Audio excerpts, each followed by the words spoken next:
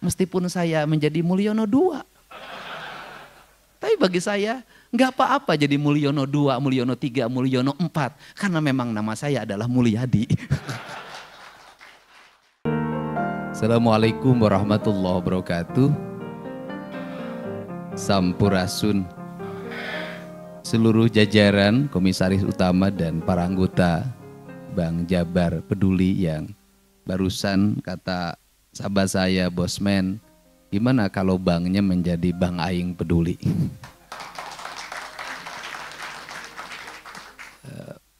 Mantan-mantan dirut, kemudian mantan-mantan komisaris. Mantan itu sangat mulia dan berharga, manakala sudah berpisah saling tetap mengasihi. Sahabat saya, Abah, saya nyebutnya Abah, panggilannya Gus Miftah. Apa ciri sahabat? Ciri sahabat itu adalah dia hadir di sampingnya saat orang menghujatnya. Dia hadir di sampingnya saat orang meninggalkannya, itulah sahabat. Bukan yang berlari ketika orang susah, yang datang paling dulu ketika dia bahagia. Itu bukan sahabat, itu namanya politisi. Apa sih sebenarnya yang ada dalam pikiran saya? Saya ini hidup tanpa perencanaan, tanpa buku, tanpa pulpen, tanpa iPhone, dan tanpa laptop. Seluruh apa yang ada dalam diri saya hanya letakkan di alam bawah sadar saya. Mungkin ini satu-satunya manajemen di Indonesia.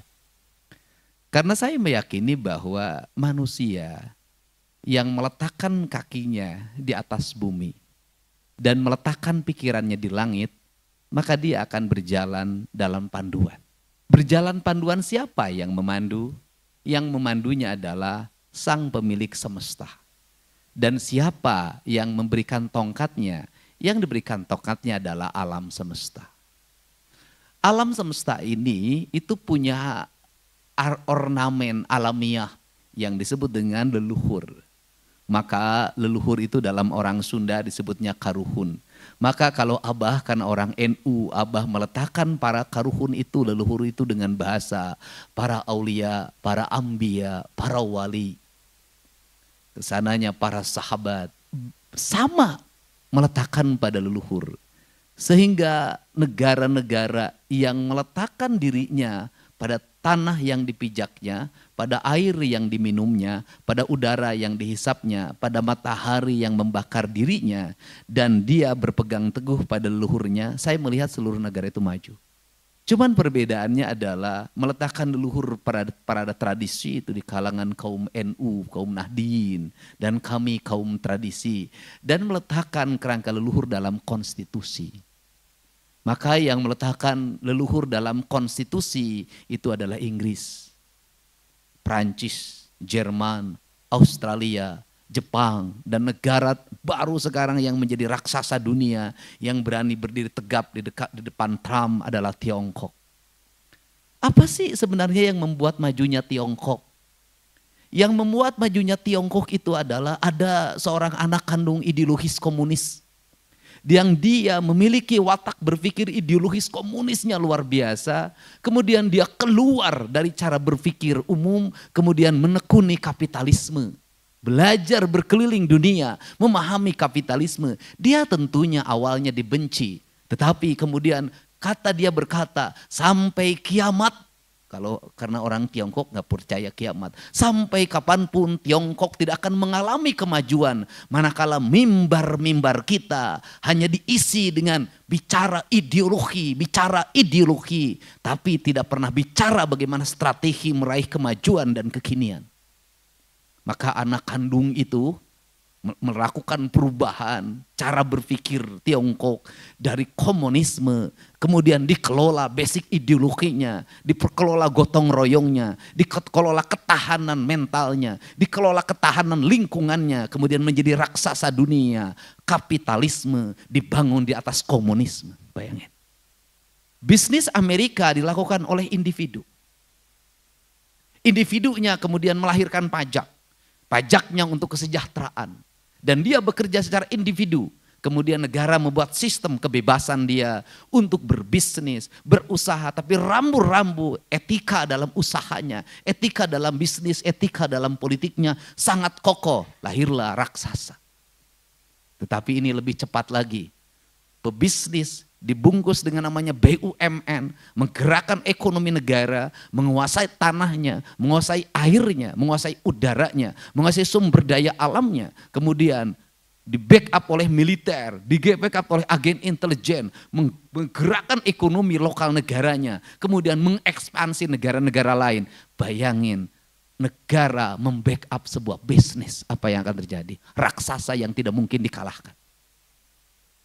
Nah, out of the box adalah sebuah proses berpikir untuk merubah paradigma. Saya tidak ngerti perbankan. Saya tidak ngerti komposisi anggaran. Baca buku APBD pun saya jarang. Apa yang membuat kita bangkrut? Menggunakan standarisasi pikiran dalam manajerial yang rumit. Dalam perbankan harus lulus ini, lulus ini, lulus ini, lulus ini. Sertifikat 7 truk tidak akan punya arti kalau rasa dan cintanya tidak ada. Buktinya BJB, hebat-hebat, lulus OJK, katipu dalam pantir. Apakah Jenderal Sudirman itu belajar ilmu militer sekolah di Amerika? Tidak. Apakah dia sekolah perang di Perancis? Tidak. Dia hanya seorang guru SMP Muhammadiyah. Apa yang membuat dia menang? Satu, dia berserah diri pada Allah. Yang kedua, berserah diri pada semesta. Maka dia bersatu dengan seluruh alamnya, maka alam menjadi petunjuk hidupnya. Maka ketika musuh datang, hujan pun turun. Jangan ngomong mistik, Pak. Enggak ada, bagi saya semua hidup ini ilmiah. Jadi hubungan manusia dengan seluruh alam dan lingkungan itu akan melahirkan sebuah kekuatan besar. CCTV yang banyak tidak akan ada arti di kantor, Pak. Enggak, menurut saya. Saya ini orang yang sampai hari ini yang teknologi modern nggak pernah lihat CCTV, Pak. Ngapain, Pak? Apa CCTV yang paling tajam dalam diri kita? Rasa kita. Rasa kita bisa membaca ini karyawan bohong atau tidak. Rasa kita bisa membaca ini karyawan kemudian nyelipin uang atau tidak. Jujur atau tidak. Di mana rasa itu bagi seorang pemimpin? Ada pada mimpinya. Ada pada getaran hatinya. Untuk itu pemimpin itu beda. Karena pemimpin beda, maka pemimpin tidak boleh melakukan yang orang lain melakukan. Maka pemimpin harus melakukan yang orang lain tidak melakukan. Kalau sudah jadi pimpin, kalau nakal harus pilih-pilih. Jadi kalau Pak Dirut nggak boleh lagi nakal sama karyawan, Pak. Kelasnya harus naik. Nggak boleh lagi karena dia beda, Pak. Makanannya harus beda, minuman beda, cara berpuasa beda. Pemimpin, Pak, kalau Anda ingin bebas hidup kayak orang lain, jangan jadi pemimpin karena pemimpin itu Brahmana. Dalam kaidah kebudayaan, Brahmana, Waisa, Satria, Sudra itu bukan penggolongan manusia tapi tingkatan manusia. Kata kaum Brahmana, ketika ada orang berjudi, biarin, namanya juga sudra. Bukan dalam perspektif syariat ya, ini pandangan kebudayaan. Ya sudra itu kebahagiaannya itu kupluk-kupluk dan gak gede dan gak merugikan negara. Nyambung ayam, sudra. Joget-joget di tempat gelap, itu sudra. Karena sudra itu memperoleh kebahagiaan secara material. Gitu loh, ganti-ganti istri itu sudra. Karena meletakkan kebahagiaan pada aspek material. Sudra itu hukumnya cuman dua. Bibir basah, kanyut basah. Sudah. Kalau sudra itu ya begitu. Kalau sudra itu yang diomongin itu.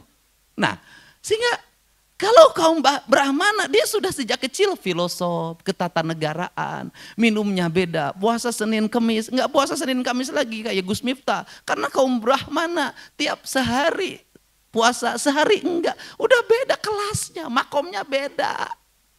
Jadi kalau honornya beda, memang makomnya juga beda. Ini penting. Nah ini tingkatan ini penting beda. Sehingga kalau dia bersinggah sana bertahta. Bukan dia tidak mau campur. Tapi tingkatannya. Nah, sehingga Mas Sujiwo Tejo itu kenapa nggak setuju sama demokrasi? Kenapa? Mas Dedi, demokrasi itu dipilih kata dia. Nanti Sudra jadi pemimpin. Jadi kalau Sudra jadi pemimpin, yang diomonginnya bukan tata negara, bukan filsafat, bukan nambah istri, honor ditaikin, nggak puasa, makanan enak. Ini bahaya bagi negara.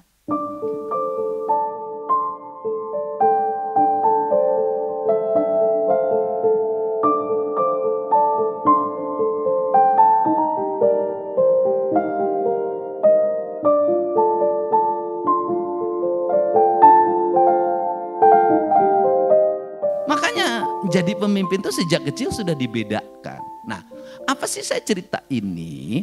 Apa? Cerita ini cerita perbankan. Cerita perbankan itu adalah cerita ketajaman pikiran dan baca pasar. Nah, karena cerita ketajaman, pertama, apakah kita akan bangkrut? Tidak akan pernah. Apakah kita tidak akan kompetitif? Tidak akan pernah. Selama apa? Selama niat kita dan kemudian diri kita ada. Kata orang Sunda itu ngawiraga sukma. Ngawiraga sukma itu dalam bahasa biologi disebutnya bersenyawa. Kemudian dalam bahasa kebudayaan manunggal. Kalau dalam bahasa Abah nauhin. Apa itu? Saya katakan ketika orang bekerja di BJB, maka BJB menjadi bagian yang tak terpisahkan dalam hidupnya. Itu penting. Apa yang merusak sebuah perusahaan, sebuah korporasi, sebuah lingkungan, apa? Ketika yang mengisinya menjelekkan tempat dia bekerja. Kemana bercerita? Terbalik bang, terbalik. Maka korup di TNI gak boleh anak buahnya. Apapun yang terjadi gak boleh bercerita keluar. Maka korup. Maka untuk itu kalau BJB ingin berhasil, seluruh pegawainya masukin barak militer. Serius saya. Serius. Ini enggak main-main. Masukin barak militer. Untuk apa? Persenyawaan, penyatuan jiwa. Dan di barak militer nanti akan ketahuan mana pegawai yang punya visi, mana pegawai yang asal-asalan. Dari situlah terjadinya seleksi. Alam yang akan menseleksinya. Disumpahin satu-satu. Saha anu nek maling KBJB, sanu tadi gawe KBJB, saumur hirup sia, 7 turunan sia, mau pernah berkah. Sumpahnya itu Pak. Ini penting. Jadi menyatukan diri. Saya ini Pak, orang yang paling gila dalam berspekulasi. Kenapa? Saya kalau ditanya, guru Kang Deddy Mulyadi di bidang ekonomi siapa? Ibu saya. Kenapa ibunya, apakah ibunya ahli ekonomi? Enggak, sekolah SD aja cuman kelas 2, baca tulis aja enggak. Kok bisa? Ya bisa, dia sebagai ekonom ulung. Dari mana letak ekonom ulungnya? Anaknya 9, gaji suaminya hanya prajurit kepala, palang 3, tapi anaknya sehat-sehat, bisa sekolah, bisa kuliah, tak ada sejengkal tanah pun yang terjual. Bukankah itu ekonomi ulung? Negara kita ini sudah berapa ton emas yang diangkut? Sudah berapa juta, puluh juta, miliar meter kubik itu nikel dan kemudian batu bara yang diangkat. Sudah berapa puluh juta hektar hutan yang dibabat. Sudah berapa puluh miliar kubik pasir yang diangkat. Tapi kenapa hutangnya gede, kemakmurannya makin jauh? Padahal para menterinya dari dulu sampai sekarang lulusan terbaik. Kenapa? Satu hal, bekerjanya tidak menggunakan rasa dan hati. Pendekatannya outcome benefit. Sehingga saya ketika saya dulu, dan itu saya lakukan sekarang. Saya dulu ketika jadi bupati, yang saya tanya itu bukan pendapatan. Saya bilang ngapain ngomongin pendapatan. Pasti yang saya tanya belanja. Ini belanja duitnya dipakai apa? Maka saya lakukan sebelum sekarang jadi gubernur dan Pak Prabowo jadi presiden. Saya 15 tahun yang lalu sudah membuat namanya realokasi. Ini apa, ini apa, ini apa, belanjanya untuk ini. Bagaimana percepatan agar belanjanya cepat? Saya bilang cepetin ini jalan, hibahin sama tentara yang ngerjain. Itu dari dulu saya. Kalau sudah belanjanya diperbaiki, maka saya ini Pak, ini barangkali satu-satunya pemimpin daerah yang dalam setiap tahun itu paling BJBK, paling gak suka zaman itu bupati saya. Kenapa? Di saat kabupaten lain silvanya 1 triliun, saya minus 3 juta. Dan saya analisis betul tiap hari. HP saya itu lihat, hari ini berapa belanjanya, hari ini berapa uang masuk. Saya tuh kalau nyusun APBD Pak, begini, saya bilang berapa jumlah anggaran pembangunannya, 600 miliar Pak. Oke, penurunan tender berapa? Rata-rata 10%. Oke, berarti 60 miliar masuk lagi pendapatan. Nggak boleh lagi ini uang yang silva ini masuk ke tahun depan. Kenapa? Rakyat sudah bayar pajak sekarang. Tahun ini harus muter lagi, harus muter lagi. Itu yang saya lakukan sehingga cepat. Nah, saya katakan ketika rakyat sudah bayar pajak, maka kita tidak boleh lama-lama nyimpen uang di tempat lain atau di bank. Suruh muter terus, nggak boleh berhenti. Karena apa? Ini siklus. Mata rantai ekonomi yang tidak boleh berhenti. Ketika berhenti ada orang yang tidak bekerja. Ketika berhenti ada orang yang tidak makan. Karena berhentinya siklus ekonomi ini melahirkan kemandegan ekonomi, kelesuan. Maka duit harus muter, nggak boleh diam. Dia harus muter karena tugas uang itu berputar, bukan diam. Nah, saya membuat kebijakan itu.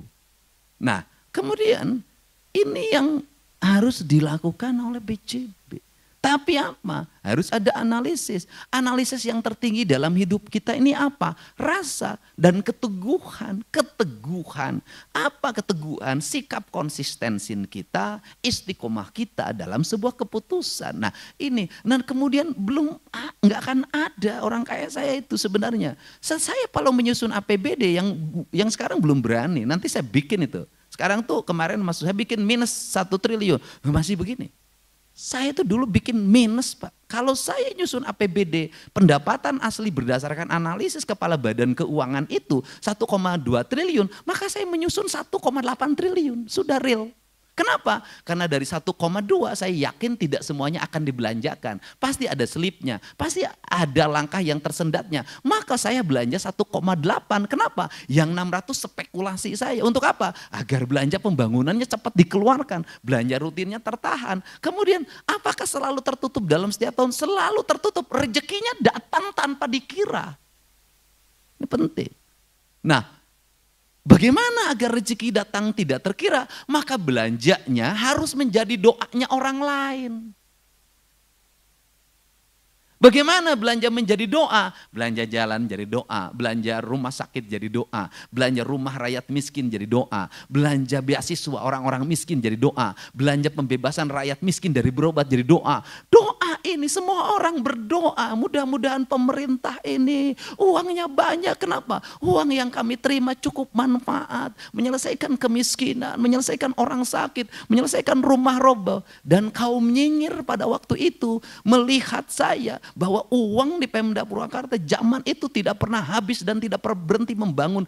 Tank 3 Januari saya udah membangun. Akhirnya mereka berspekulasi, Pemda Purwakarta kaya karena bupatinya menikah dengan Nyi Ratu Kidul. Kalau saya digituin disengajain kalau saya. Saya bilang lebih baik nikah dengan Nyi Ratu Kidul melahirkan banyak uang daripada nikahin istri orang nanti digebukin. Ini, untuk itu apa sih yang dilakukan hari ini? Saya ngajak selama ini adalah ngajak BJB untuk membelanjakan uang-uang ini menjadi doanya orang. Maka disebutlah BJB peduli. BJB peduli kalau nanti ada bisa ada tren baru adalah Bank Aing peduli. Maka ini akan masuk dalam alam bawah sadar orang. Kalau dalam alam bawah sadar orang, maka saya yakin akan di tengah-tengah orang mulai menurunnya kepercayaan pada perbankan, ada ketakutan menyimpan uang disimpangkan, kemudian muncul bank sebagai oase di tengah gurun pasir dan dia menjadi sosok peduli, maka semua orang akan berbondong-bondong menyimpan di bank ini. Takin sih.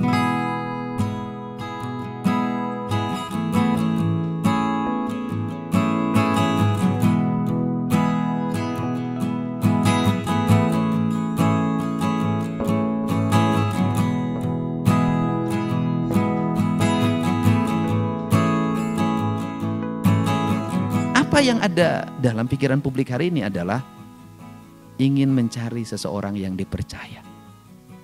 Ingin mencari perbankan yang terpercaya. Itu. Jadi orang Indonesia itu apakah tidak gotong royong? Kuat, empatinya kuat. Ingat, orang baik akan bertemu dengan orang baik. Orang ikhlas akan bertemu dengan ikhlas. Bank penebar kebaikan akan bertemu dengan nasabah penyumbang kebaikan. Tapi bank penebar kebusukan akan bertemu dengan nasabah penyumbang kebusukan. Garong akan bertemu dengan garong. Rampok akan bertemu dengan rampok. Lelaki hidung belang akan bertemu dengan PSK. Itu sudahlah. Tergantung kita ini berkumpul dengan siapa. Kalau kita senang berkumpul dengan mafia perbankan dan kita menjadi direktur karena peran mafia perbankan, ya jangan pernah juga merasa sedih kalau banknya dirampok oleh mafia perbankan. Kenapa? Anda jadi direktur oleh perannya mafia, maka bank Anda diambil duitnya oleh mafia. Tapi kalau ini kan lahir bukan di tangan mafia, di tangan Prabu Siliwangi. Sudah.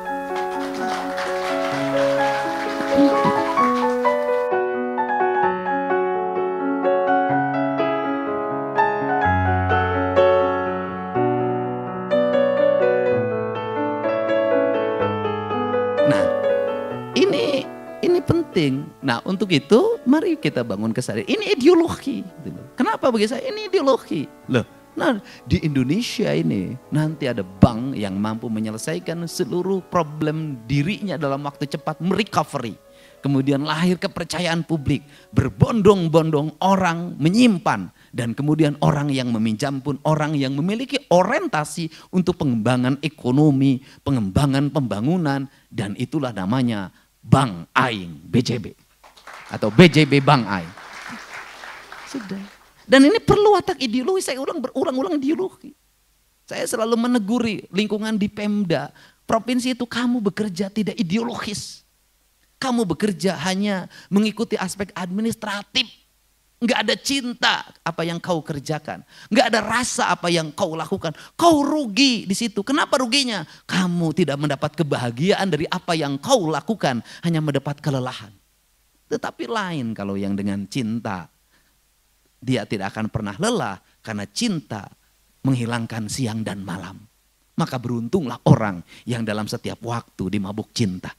Karena dia akan lupa siang dan malam. Maka cintailah pekerjaanmu sebagai sendi utama dalam hidupmu. Enggak ada masalah, lupakan istri yang ada di rumah. Cintai Bang Jabar sepenuh hati. Karena istrimu tidak akan pernah lari selama engkau bekerja di Bang Jabar. Tetapi ketika engkau di PHK oleh Bang Jabar, maka istrimu akan lari ke tempat yang lain. Yakinlah itu. Ini penting. Dan yang paling suka terhadap ini adalah Dirut. Karena Dirut sering tidak pulang demi Bang Jabar. Dan Dirut sering lupa pada istrinya di rumah demi Bang Jabar. Karena di Bang Jabar jauh lebih muda dibanding yang di rumah.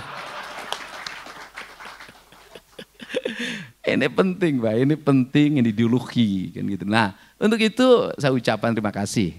Ini bank ini akan mengalami kemajuan Pak. Saya terus-terus saja membantu Pak. Saya barusan juga bertemu pegawai Pemda. Ini loh strategi kita, ini pembayaran itu saya bilang yang kira-kira terjadi. Kita meragukan, saya gini lah, belanja hibah itu yang sering kita ragu. Problem, yang sering menimbulkan problem, saya katakan nanti jangan sekaligus, saya bilang bikin 30, 30, 40. Kenapa? Pertama untuk mengatur ritme keuangan daerah, yang kedua untuk memastikan penggunaan, yang ketiga biar Bank BJB agak lama uang Pemdanya tidak cair di tengah.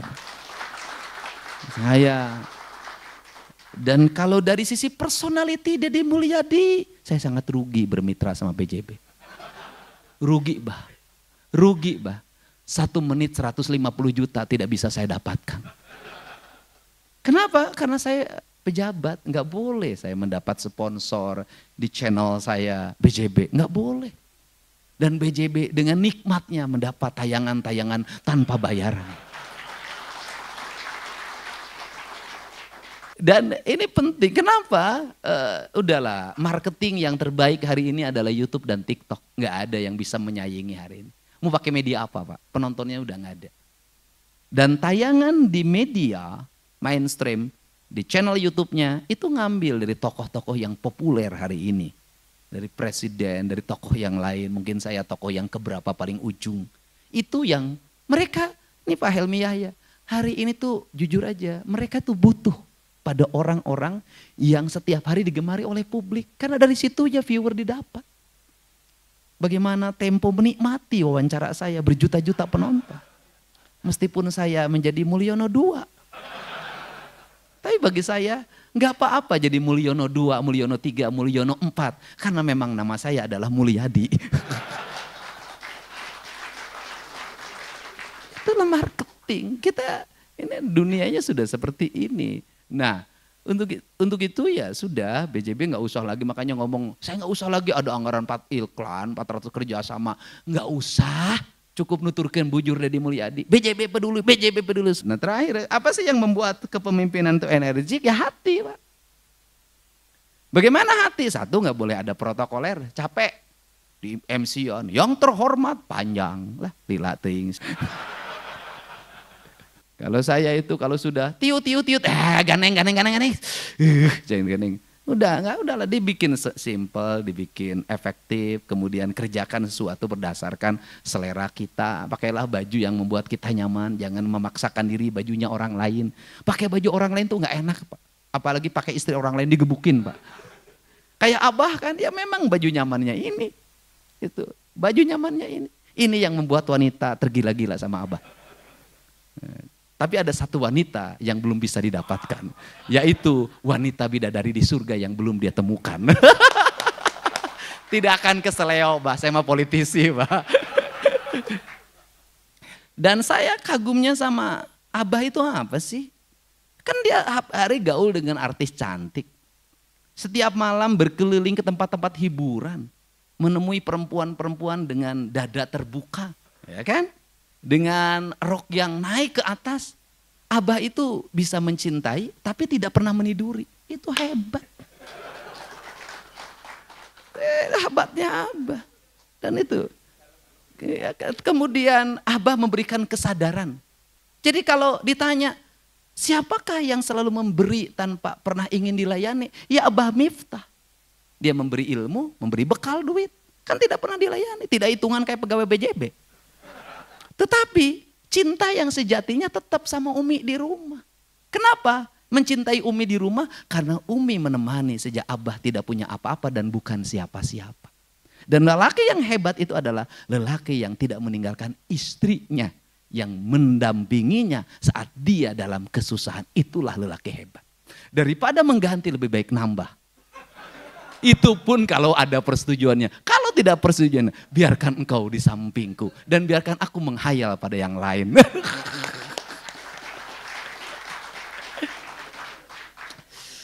Tapi BJB gak usah transfer sama saya. Walaupun ceramahnya agak mirip-mirip Gus Miftah. Jadi ini yang buat ya sampaikan apa adanya, sampaikan ada dalam hati kita. Karena relung hati kita itu adalah perpustakaan abadi. Jadi perpustakaan abadi manusia itu adalah hatinya. Rasa dan cintanya itulah perpustakaan kita. Nah untuk itu saya ucapkan terima kasih. Selamat BJB Bang Aing. Semoga semakin peduli. Kalau PJB buka tabungan, maka tabungan BJB adalah tabungan kebaikan. Tabungan kebaikan. Semakin dekat dengan saya, semakin kenal dengan teman-teman saya, insya Allah nanti ratusan teman-teman saya akan nyimpan di BJB. Kalau satu orang nyimpannya 25 miliar kali 100, 2,5 triliun nyimpan di sini. Terima kasih Bang Helmi Yahya dan semua para anggota komisaris. Kita memiliki semangat. BJB, BJB, BJB. Terima kasih. BJB Bang Aing, BJB Nu Aing. Jawa Barat istimewa. Allahumma afiq ila aqwamit thoriq. Assalamualaikum warahmatullahi wabarakatuh. Sampurasun.